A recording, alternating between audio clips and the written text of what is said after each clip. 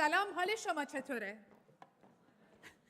It is an honor and pleasure to be here. I am an Armenian, Iranian, Italian, American. So, I'm a global citizen. And I am a very proud global citizen to be here today because as we will talk, this is, I think this year I've spoken at around 41 conferences. This is probably the most consequential conference, and we'll talk about why. But before we do that, I want you to look around the room and notice one thing. There are not enough women. There are not enough women in tech conferences. There are not enough women in startups, on boards, as founders of startup companies, as leaders. And you might say, I'm aware of it. What can I do about it? It is on us to change it. So whenever I'm sitting in a meeting anywhere in the world, whether it's a boardroom, a CXO meeting, a development meeting, I stop and I say, why don't we have women in the room? If you are 5 founders and you're all guys and you're super smart and you don't have women in your startup, that's not good. So if you ask me what you need to do, you need to actually stop and do something about it. Seek out women. In my startup, I had 49% women engineers. Not because they came to me, but I went and found them. So it's really important that we change the game. In countries like Iran, Middle East, Africa, Japan, it's even harder for women. So we need to be mindful about that, particularly as we're trying to bridge and bring more entrepreneurs on board. I'm one of the founders of the Anita Borg Institute for Women in Technology. In 1999, we had our first women conference in Woods Hole. We had 50 women engineers. This last October, our conference at the Houston National Convention Center had 18,100 women from all over the world. But that's not enough. It's incumbent upon us to do something about that. So with that, I want to give a shout out and acknowledgement to all the women that are here and for you acknowledging this. Thank you.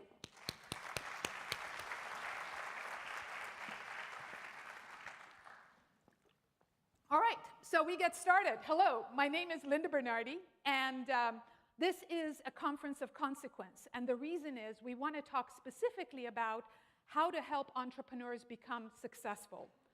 Everybody here is extremely smart. The thousands of people in Iran who are going to listen to this are extremely smart. Last week, I learned that we have 1 million graduate students in technology in Iran. 250,000 master's level students, PhD, and 750,000 masters. We don't have a shortage of knowledge. What we have to do is translate that knowledge into the ability to become entrepreneurs. My goal today is to talk about 5 or 6 specific things to get you going in that direction. We'll be in hallways together. Please approach. Let's talk. I wrote my book, Provoke, Why the Culture of Disruption is Important for Innovation. Today we're going to talk about disruption, innovation. I'm a disruptor. By the way, my publishers wanted me to change the title Provoke. They said it's too uncomfortable. And they thought that having culture of disruption was too radical. So it proved it wrong, and we became all very comfortable with disruption. So my motto has always been disrupt, innovate, lead. As an entrepreneur, lesson number 1, if you play it safe, if you develop Me Too technologies, if you don't radically disrupt things, you will not innovate, you will not lead. You will still have companies, but you have to become disruptive. So think about day 1 at Uber. What if we got anybody driving anywhere, anywhere in the world? Big idea, disruptive, right? What about Airbnb? What if anyone, anywhere in the world gave their bedroom, their house to anyone? These are highly disruptive ideas. So I want you to think in terms of disruption, and we'll talk about how to do that. My background as it relates, I want to quickly go through that, is mathematics. It's always been around the mathematics of data, which today we hear about big data and IoT. I joined BBN as a think tank because BBN, our job was to develop things that didn't exist.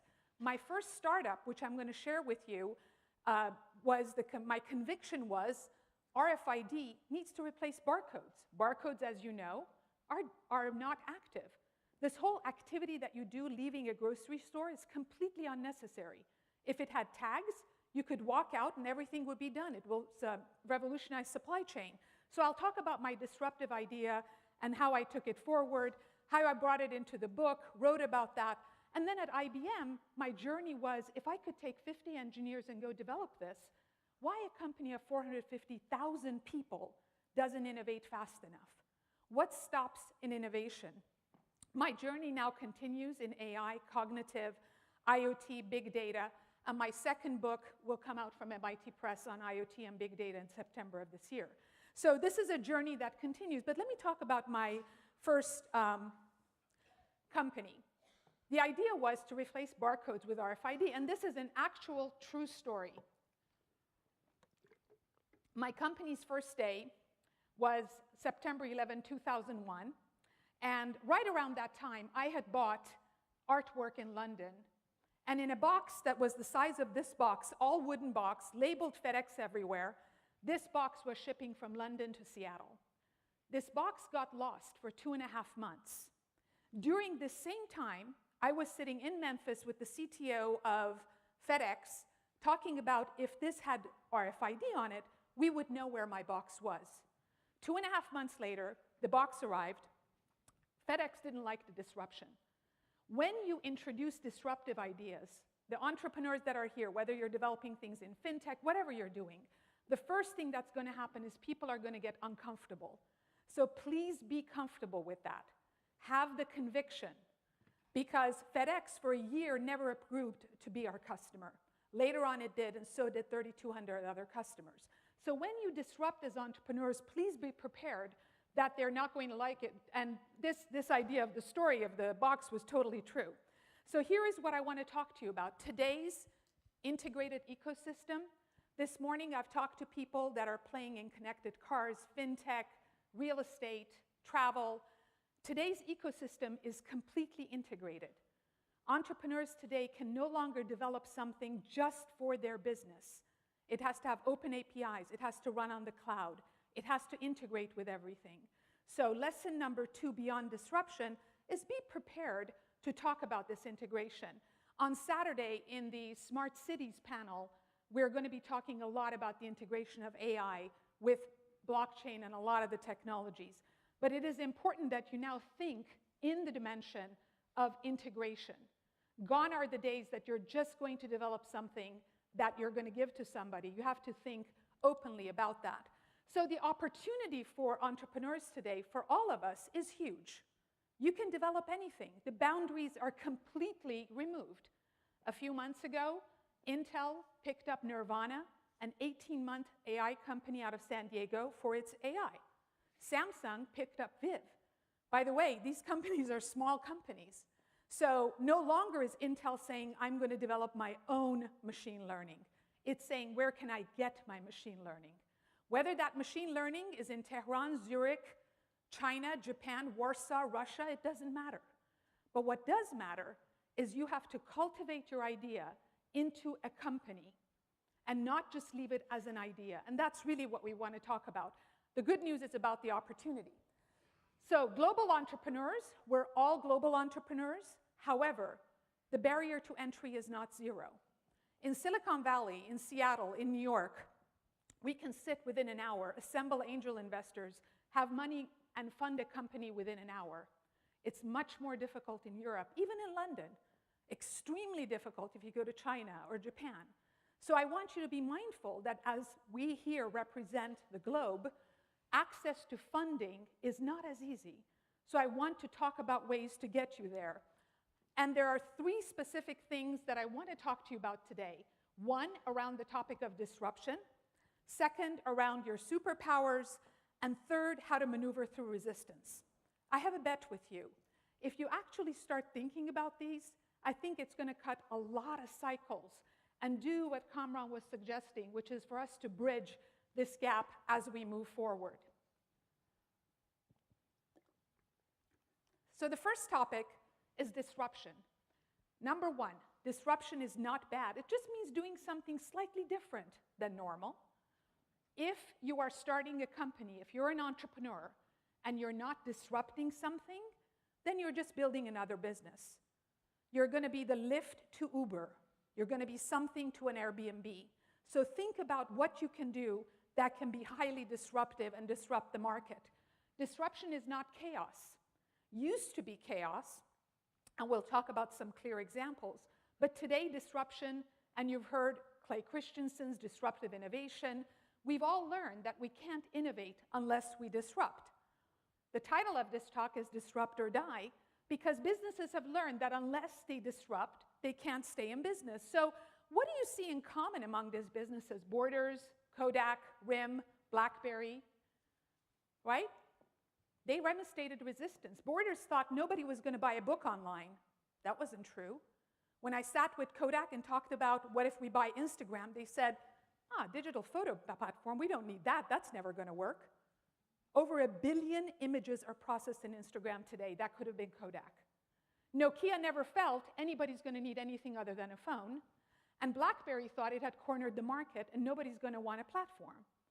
Do you agree that all of these were proven wrong?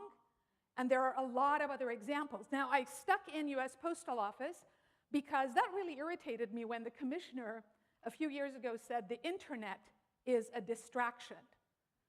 Okay? So they missed the entire DocuSign era. So when businesses stop being disrupted, they die. Sometimes they die slowly. Sometimes they die a little faster. It depends.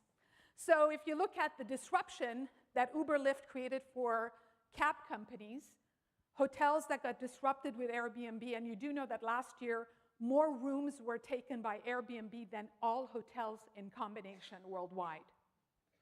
And by the way, they have no asset cost. It's an interesting business model. Amazon disrupting retail, Kickstarter disrupting venture, microfinance being disrupted. Today, if you're a student, you can go to social finance and get your money and never go to a bank. So if you're a bank waiting for customers, you're going to miss that. So there are a lot of these examples, but I want to just share a few quick lessons for entrepreneurs in this room. Failure is a must. So I want you to be really comfortable with failure, right? Failure is not you failing. For the women in the audience, it's not personal. We tend to take everything personally.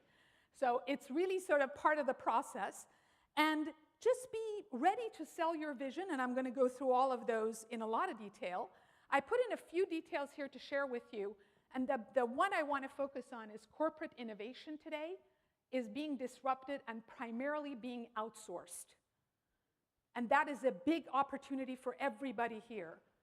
If there are 300 people sitting here, if there are 150 ideas, that's 150 of the biggest ideas in the future, because the brain capacity is here. It's just about executing, right?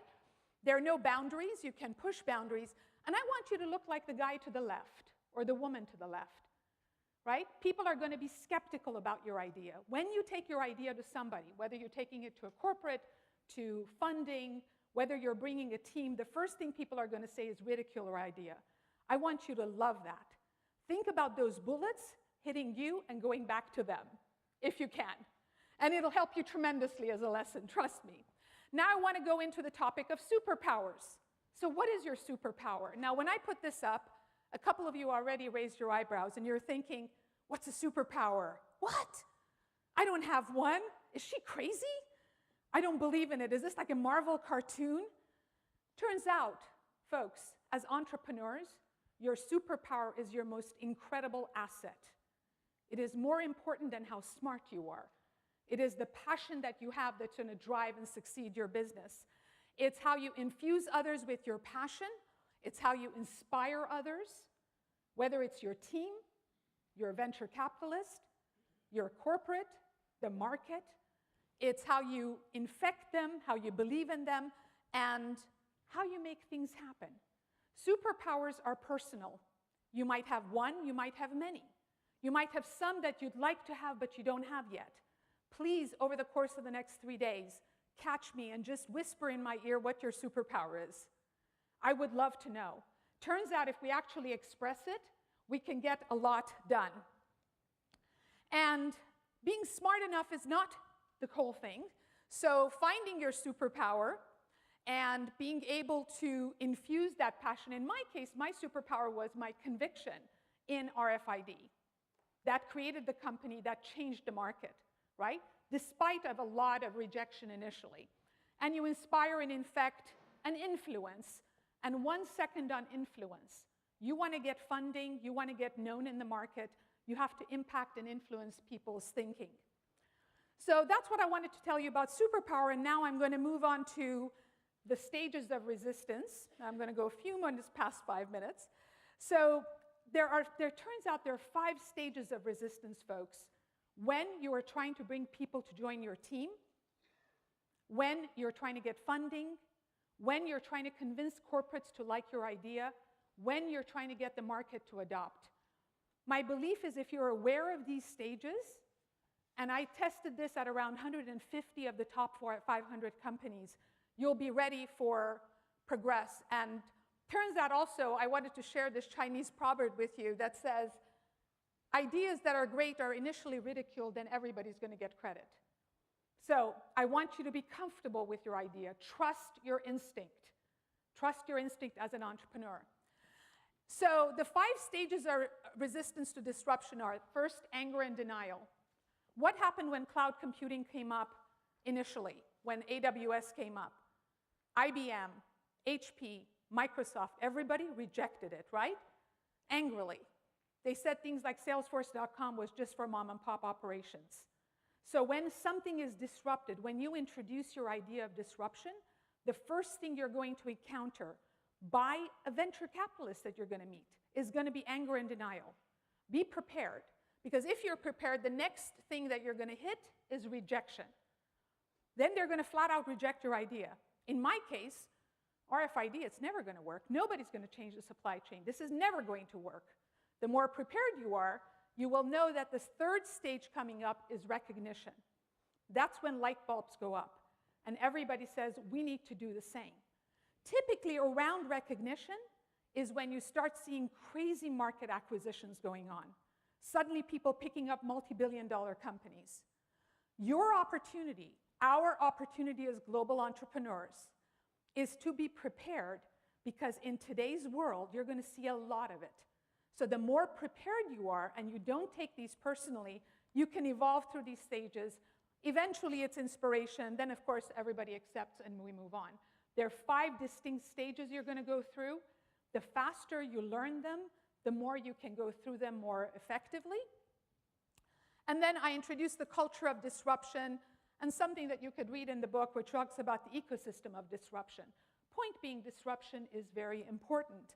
So we go back to where we started, opportunity. Everybody here has opportunity today to develop anything you want to develop. But you need to think about the 3 things. Think about your barrier of entry. Figure out how to disrupt. Don't just create an idea. Create a disruptive innovation idea. Learn what your superpowers are. Get mentorship, network, make sure that you perfect those. And then build and work through the stages of resistance. If you can do that, you will succeed. There is 0 opportunity of failure in this group, because the biggest intelligence, which is the hardest thing, entrepreneurs of Iranian descent have that in spades, and you would all agree. It's just getting the other one. So now really the question is whether you're ready. I believe in you, iBRIDGEs believe in you, we are here for you, and I hope over the next few days and year we will work together and see you again very soon. Thank you very much.